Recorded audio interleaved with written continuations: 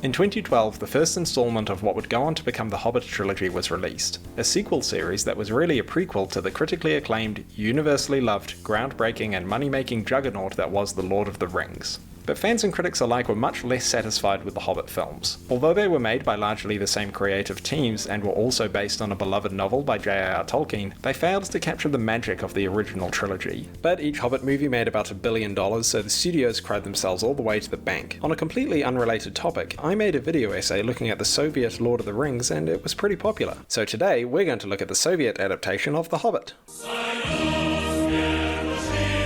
This video will follow the same format as the Jackson Hobbit films, and by that I mean it will be unnecessarily divided into 3 parts. Now because the earlier video already covered the history of Russian adaptations of Tolkien's work, this time I'll use part 1 to follow up on some of the comments on that video. Part 2 of this video will be my general observations on the Russian Hobbit, and unlike the Jackson trilogy, part 3 of this video will be the best one because we're going to go through all of the weird and wonderful moments of the film, and trust me, you're going to want to stick around for Soviet Smaug. But before we go through the feedback on the Russian Lord of the Rings video, I need to address one recurring theme of the comments. See, there were a lot of people who asked for me to follow up on that video with one about the Finnish Lord of the Rings adaptation. And I will admit that was my original plan for this video. I actually watched the whole thing, a 9-part TV series called Hobitit. I know, it has tit in the title, move past it. But here's the thing with the Finnish Lord of the Rings. It's just not that funny. Not even in a so bad it's good kind of way. It's just, well, kind of flat. For a start, the story is only about the hobbits, so it cuts out pretty much the entire Rings story to leave just Frodo and Sam's adventure. So its scope and scale has been shrunk right down to the extent that it's almost all dialogue, all of which is played very seriously. I will give it credit though for showing the scouring of the Shire. But unlike the Russian Lord of the Rings, there's not really that many moments of hilarious low-budget special effects that we can laugh at, like, say, the Russian Lord of the Rings had with the giant eagle. Except, that is, for Gandalf falling into Moria. Oh, hang on, I want to try something. Let's do that, move that there.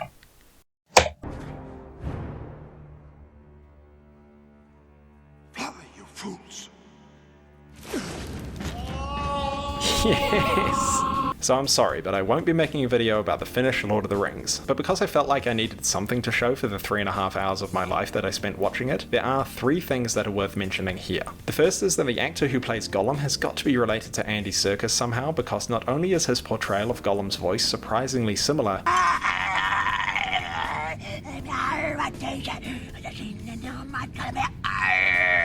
he also committed himself completely and utterly to this role. You went full retard, man. Never go full retard. See, besides the voice, the way he moves is also quite similar to— oh my god, no, no, no! Okay, that is way too much Finnish Gollum. Let's move on to the second noteworthy thing about Finnish Lord of the Rings, which is the fact that not only did they include the song from the book that Frodo sings in The Prancing Pony, but it's an absolute banger.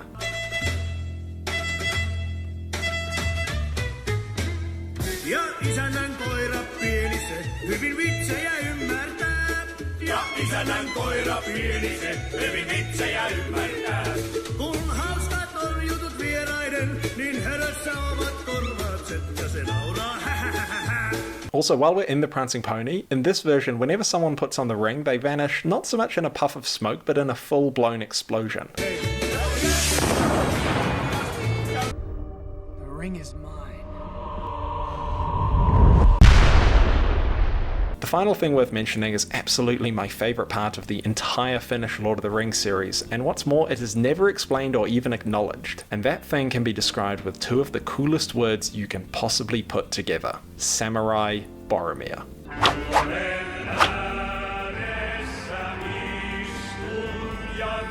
Amazon, if you want to make a spin-off series about Samurai Boromir, then I will throw truckloads of money at it. Right, so with that extended prologue out of the way, let's follow up on the Russian Lord of the Rings video. Now in that video I said this. For example, the hobbits all have furry feet like in the books, but the hairy feet go right up to their knees and make them look like these weird Wookiee hybrids. So it turns out that the Russian word for feet and legs is the same, so it's likely either a mistranslation or a misinterpretation. In fact, you can actually see this in the illustrations Mikhail Belomlinsky did for the original Russian Russian translation of The Hobbit. I've put a link in the description to these illustrations, which I think are absolutely brilliant and really capture the spirit of the book while at the same time being really unique. Also, this is what Gollum looks like. Now, as you probably noticed when I said Mikhail Belomolinski, my Russian pronunciation leaves a lot to be desired, and in my earlier video I completely butchered the pronunciation of the title of the Russian Lord of the Rings, which was, hang on.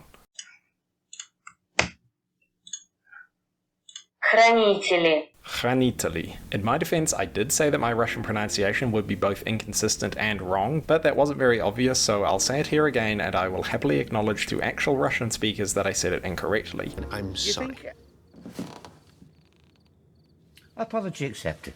Finally, I'd like to thank those of you who explained in more detail than I did the difference between a TV movie and a TV play. In particular, this comment from, hang on. Andre.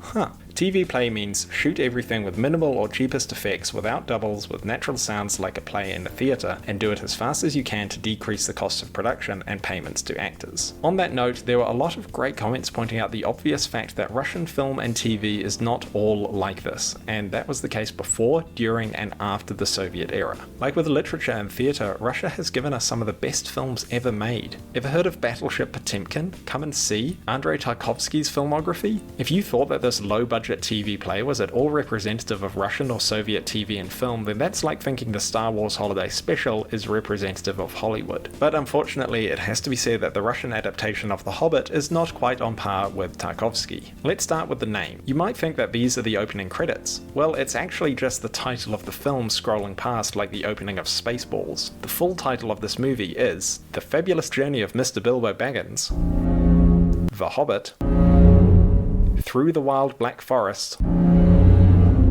Beyond the Misty Mountains, There and Back Again.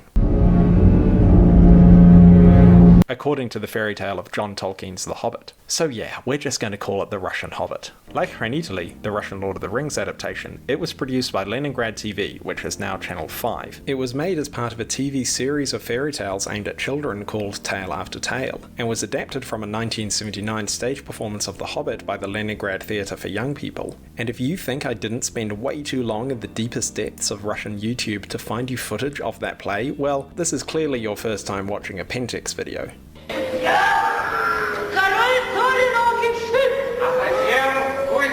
It first aired on Leningrad TV in 1985, which actually makes it the first ever screen adaptation of a Tolkien novel in live action, rather than animation. As we all know, the first live action adaptation of anything Tolkien related was Mr. Spock's Bilbo song. And everybody knows him, Bilbo.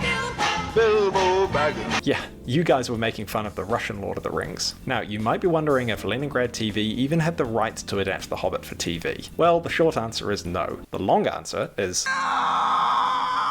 But seriously, Ivan Krasko, who plays Gandalf in this version, was asked about this in an interview years later and simply said, "I think that there was no question of copyright. They had no idea that they had to pay Tolkien. It was all much simpler." Because the Russian Hobbit, just like the book, was meant for children, the production is colourful and musical, the acting is theatrical, the dialogue is simple, and the whole thing is just over an hour long. Unlike another adaptation I can name, the story is very streamlined and focuses on Bilbo. Sadly, this actually means a large portion of the book is cut out altogether, though this will have been about budget constraints as much as it was about keeping the film to a kid-friendly length. But there's one moment where Bilbo is sleeping and the narrator says he just has a bad dream that covers pretty much the first third of the book, including the troll encounter, finding Sting, the eagles rescuing him from the goblins, encountering the elves in Mirkwood, and the barrels out of Bond. But you know what they did have time to include? Everyone's favourite thing about the Jackson Trilogy. Storm Giants! Okay, we don't actually see the storm giants, but the dwarves do talk about them while trippy lights flash in the background.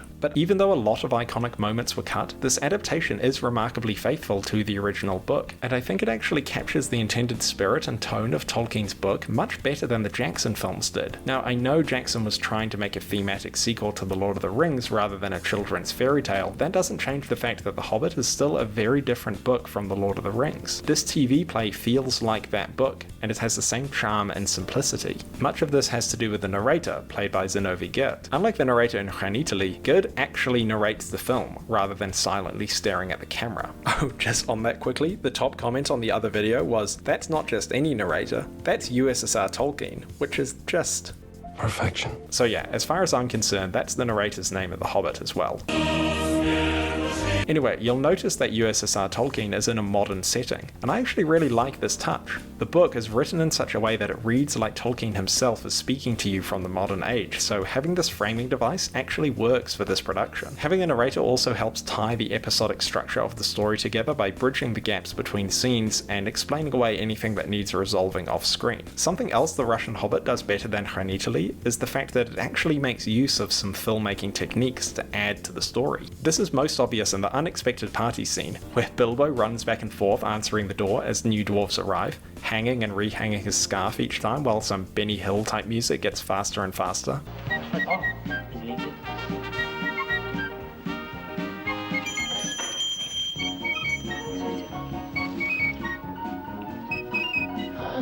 Я вижу, наши собираются. This is actually genuinely funny and really captures the absurdity of the scene as was intended by Tolkien. Later in the same scene, you have this moment when Thorin is speaking about their quest and the camera tracks in across the table to emphasize the importance of what he is saying. See, even though this is a TV play like Hobitit was, they still made some conscious decisions to use the medium to enhance the story, rather than simply pointing a camera at whatever was on stage. And while we're in Bag End, I want to mention another thing that was surprisingly enjoyable about this adaptation, and that's the fact that the song all the dwarves sing when they do the dishes, well, it slaps. Бейте тарелки, бейте тарелки, бейте розетки, бейте розетки, вилки тупите, гните ножи. I mean, how can you not love this? Об пол бутылки, в печку салфетки. Oh, by the way, you're going to have this stuck in your head for the next week, but just to be sure, Рвите на части, скатерти гости, лейте на стулья, жир от котлет. and that's not the only great song in this film. The Russian rendition of The Misty Mountains Cold is also surprisingly deep.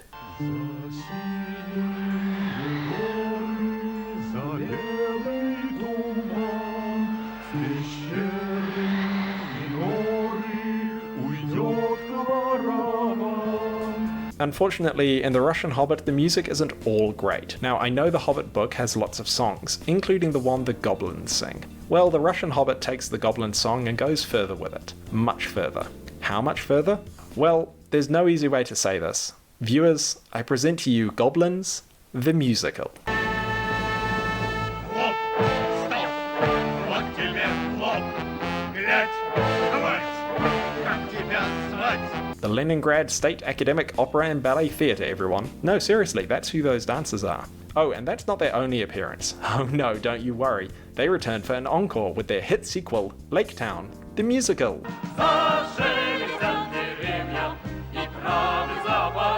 Now you might be thinking that that's the people of Lake Town celebrating the defeat of Smaug. Well, it's not. I'm sorry, but you're not going to see Soviet Smaug until the end. But that's not too far away because we're almost at the end of part 2 and about to look at all the crazy moments from this film. But before that, I want to make one final general observation, which is the simple fact that Gandalf in this adaptation is kind of, well...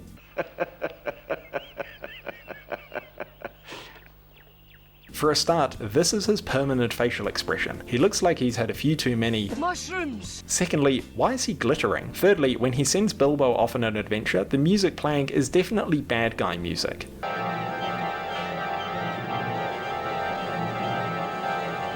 And if that wasn't enough, he even does an evil laugh. If I was a kid watching this, I would 100% think this was the bad guy. Also, he's just a complete douchebag. Like, when he arrives in Bag End, he just throws his staff at Bilbo. Then, when he's trying to convince the dwarves to take Bilbo along, he's like, "Oh, you'll thank me later, if you survive." Настанет время, и вы еще все будете благодарить меня за него. Если, конечно, выживете. Then, when they're on the road and all the dwarves are asleep, Gandalf just wakes up, does his evil crazy grin, then just straight up vanishes into thin air. He reappears just to magically throw his sword at a goblin, which is pretty cool to be fair. But then when the dwarves are running away, he's all like, "Don't worry, Thorin, I've got your back." But then he just shoves Thorin into the horde and runs off himself. So yeah, all I can say is watch out for Soviet Gandalf. And with that out of the way, it is now time to look at my list of all the weird and wonderful moments from the Russian TV adaptation of The Hobbit. Bilbo's little dance while he smokes, Gandalf's awesome cape, this random drum beat when Gandalf says his name. Я Гэндальф. Bilbo sitting with his tea, the fact that Bilbo seems to be wearing a tea cozy as a hat, What has he got a tea cozy on his head for? To keep his head warm. Balin's suspiciously short tunic, again, the plate cleaning song. Don't worry, I'm only joking. Or am I?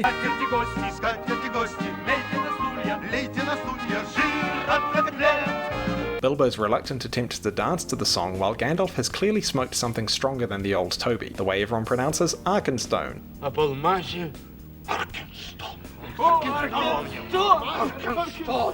This moment when they're all arguing about who should go first off the cliff when Thorin tells Fili to just go until he is struck by lightning. This cool cave lizard. Gandalf still hitting the old Toby too hard. Again, Goblins, the musical. Bilbo's reaction to Goblins, the musical. The fact that Gollum is clearly waking up from a hangover here.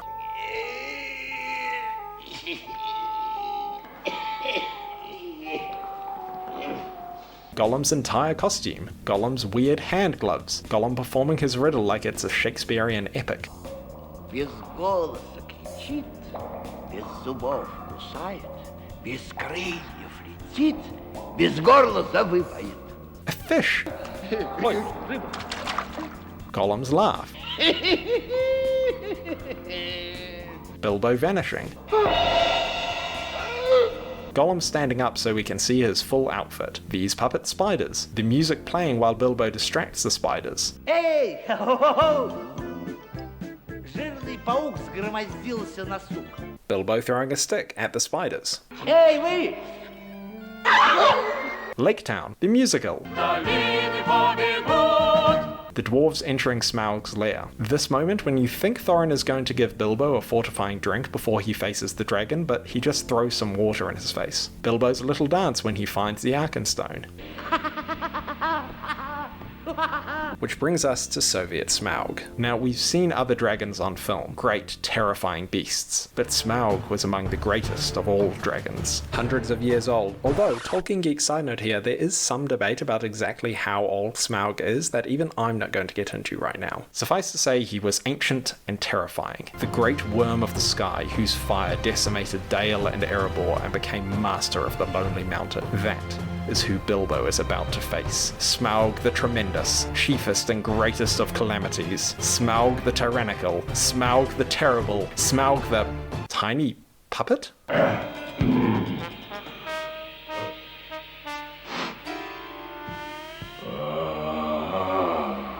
By the way, that's the actual music from the scene. And does he? Yep, he's got human hands. Okay, cool. So not quite as scary as you might think. Oh wait, he's getting angry. Let's see that. Удар хвоста.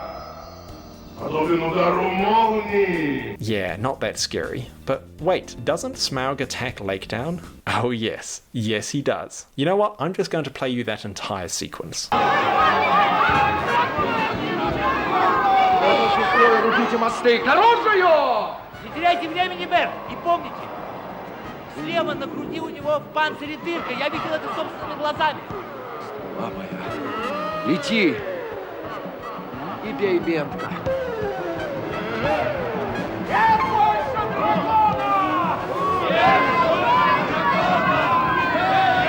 Oh, that's it? Huh, I thought it'd be longer. I mean, in the books, this is like, hang on.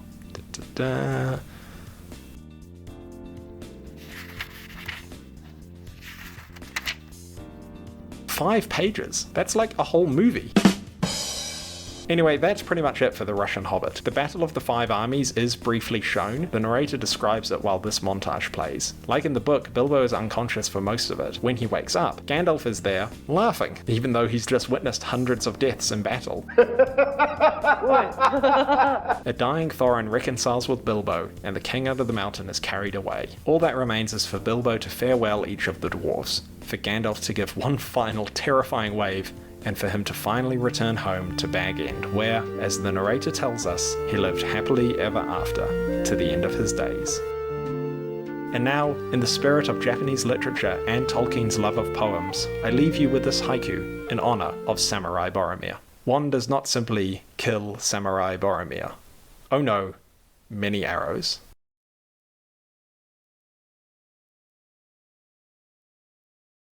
Get it? Because he's Finnish from the Finnish adaptation? You get it. Okay, bye.